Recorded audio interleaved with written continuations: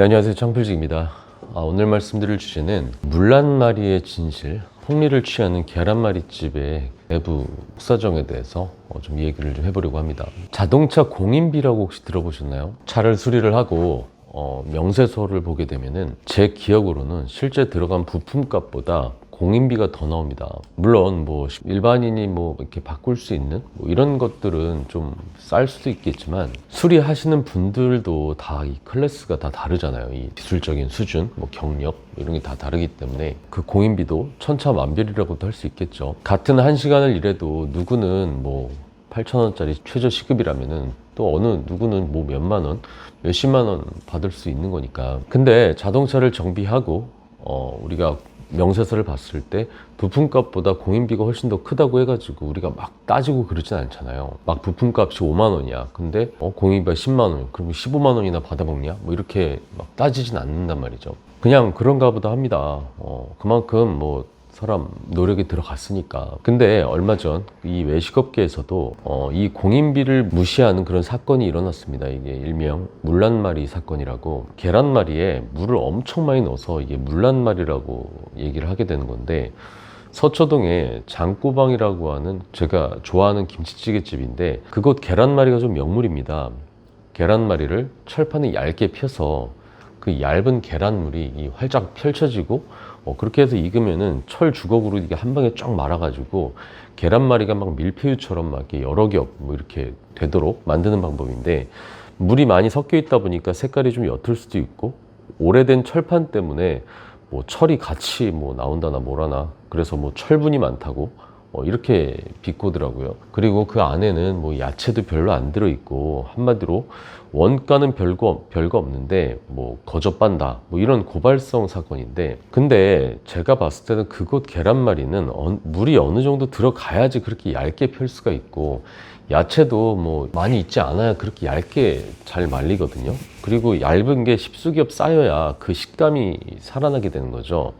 문제는 여기서 중요한 건 그 계란말이는 지금 바로 막 해서 먹어야 그 맛이 납니다. 한참 해놓은 거를 그 뒤에 먹게 되면은 그 사이사이에 이게 계란 어쨌든 튀겨진 거니까, 튀겨진 게 이게 숨이 죽을 거 아니에요. 그러면 식감도 별로고 이렇게 부풀어 올랐을 때가 또 먹음직스러운 건데 그것도 안 되니까 별로가 되는 거죠. 순식간에 이렇게 부풀어 오른 그런 좀 푹신푹신한 그런 계란말이를 먹어줘야 이게 그 계란말이인 겁니다. 그래서 여기서 포인트는 그 계란말이 자체, 그 계란말이가 8,000원이 된 이유는 주문이 들어온 다음에 그 다음 바로 제조를 한다는 거예요. 이게 바로 외식업계에서의 공인비인 겁니다. 예전에도 한번 얘기한 적이 있는데 대구에 있는 기사식당 맛집을 제가 얘기를 한 적이 있어요. 근데 그곳에서 제일 대단한, 제일 맛있는 기사식당하고 그 옆에서도 똑같이 푸짐하게 주는 기사식당이 있거든요. 근데 맛집이냐 일반 기사식당의 이 차이가 뭐냐면은 바로 이 대단한 맛집에서는 계란 후라이를 바로 그 자리에서 바로 해준 거를 이렇게 준다는 거예요. 옆집도 당연히 계란 후라이를 주긴 주는데 그 옆집은 바로 그 손님들한테 바로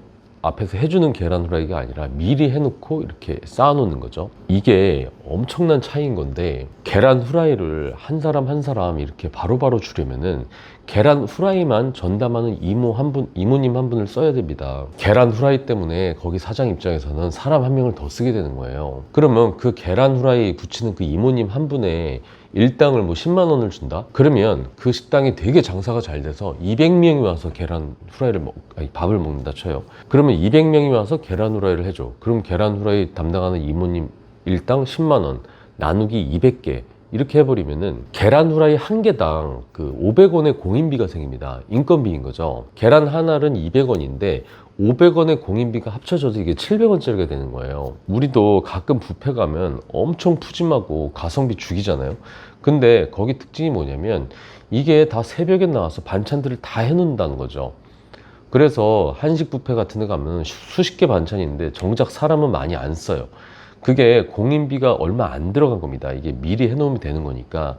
그래서 수십 개 메뉴가 있는 한식 뷔페에 정작 직원들이 별로 없는 거예요. 우리가 알고 있는 그 김밥 천국에서 파는 김밥 한 줄에 1,000원이라는 이 가격이 바로 여기에 포인트가 있는 겁니다. 바로 안 만들고 미리 만들어 놓는다는 거예요. 미리 만들어 놔야 되니까 김밥의 종류가 많지가 않은 거고요. 기껏 해나 봐야 뭐 기본 김밥하고 참치김밥 뭐 이 두 가지잖아요. 꼬마 김밥 아시나요? 우리가 뭐 5줄 뭐 이렇게 막 2,000원 파는 거. 꼬마 김밥이 싼 이유도 미리 아침에 다 해놨다가 그냥 상온에 놓으면은 되기 때문입니다. 이게 좀 차가워져도 괜찮기 때문에 미리 만들어 놨다가 주문 들어오면은 그냥 참기름 바르고 통깨만 딱 뿌려주고 나가면은 이게 사람들이 다 맛있게 먹는단 말이죠. 근데 우리가 알고 있는 뭐 바르다 김선생이나 이런 프리미어 김밥집은 어떨까요? 주문 들어오면은 이게 그때 바로 만드는 겁니다. 이게 지랄인 거예요. 사람들이 한 명씩 순서대로 시간 맞춰서 차례대로 들어오는 것도 아니고 한 번에 확 몰리거나 막 갑자기 와서 한 명이 들어와가지고 30개 단체 주문해달라 이래버리면 진짜 한정된 인원으로 하게 됐을 때 정말 짜증나는 겁니다. 여기 와사비 참치김밥 하나 주시고요, 청양고추 멸치김밥 하나 주세요. 이러면은 그때부터 김밥을 말기 시작하니까 백화점이나 뭐 이런 데 가면은 진짜 그 좁은 주방에서 10명 가까이 그 일하시는 분들이 일하는 이유가 바로 거기 있는 거죠. 바로 하게 되면은 이건 공인비가 늘어나는 겁니다.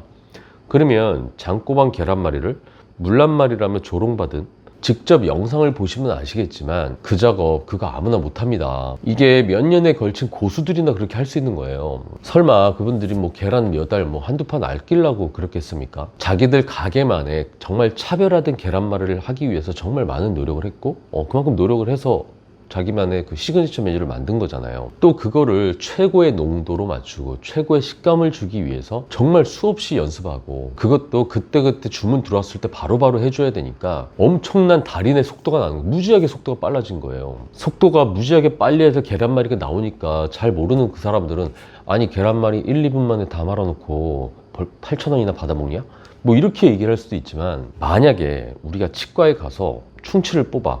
근데 의사 선생님이 아픈 충치를 단 2초 만에 순식간에 충치를 뽑았다고 한번 쳐보자고요. 그러면 거기다 대고 아니 이렇게 간편하게 2초 만에 충치를 뽑는데 몇만 원이나 받아먹습니까? 뭐 의사 선생님한테 뭐 그렇게 얘기할 거예요? 그럼 의사 선생님이 그 얘기를 듣고서 그러면 제가 천천히 1시간 만에 뽑아드릴까요? 뭐 슬로우 모션으로 뽑아드릴까요? 뭐 이래야 되는 건 아니잖아요. 최고의 그리고 최적화된 음식을 만들기 위해서 그렇게 순식간에 빠른 속도로 하기 위해서 얼마나 노력을 했을까요? 아마 그 일을 하시는 분이 그 집 주인이신지 아니면 일하시는 이모님인지 모르겠지만 아마 그분 없으면 그 집 큰일 날 겁니다.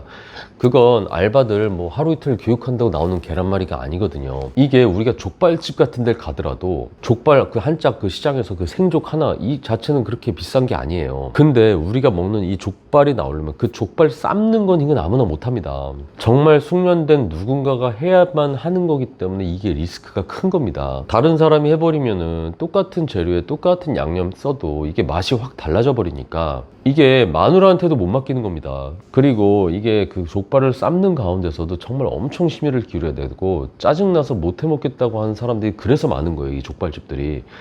공인비 비중이 큰 업종인 거죠. 어쨌든 요즘 들어서 사람들이 요리 프로그램도 정말 많이 생기고 직접 해먹는 문화도 정말 많이 생기고 막 직접 해먹으니까 직접 음식 재료를 사니까 이게 원가가 얼마인지 이 사람들이 다 알게 되는 세상이 돼버렸잖아요. 그러다 보니까 그 음식 재료 원가로만 이렇게 태클을 거는 일이 이렇게 되게 많아졌습니다. 사람들이 음식 원가 개선도 해보고 자기가 직접 할 수 있는 음식들이 많아지니까 자기도 계란말이 할 줄 안다 이거죠. 자기가 계란 사고 야채 사서 하는데 1,000원밖에 안 드는데 계란에 물도 많이 넣고 야채도 별로 안 보이니까 이건 뭐 그냥 거저 빠는구나, 이거 8,000원 그냥 거저 먹는구나, 이런 1차원적인 해석이 난무하니까 이걸 보는 제가 좀 답답한 거죠. 우리가 아무리 좀 다른 건 몰라도 자영업자분들의 이 공인비, 그 중에서도 특히 고수분들이 그렇게 만들기 위해서 정말 수많은 세월이 쌓였을 거잖아요. 그런 노력들은 좀 알아줬으면 좋겠습니다. 장꼬방 계란말이 정말 맛있어요.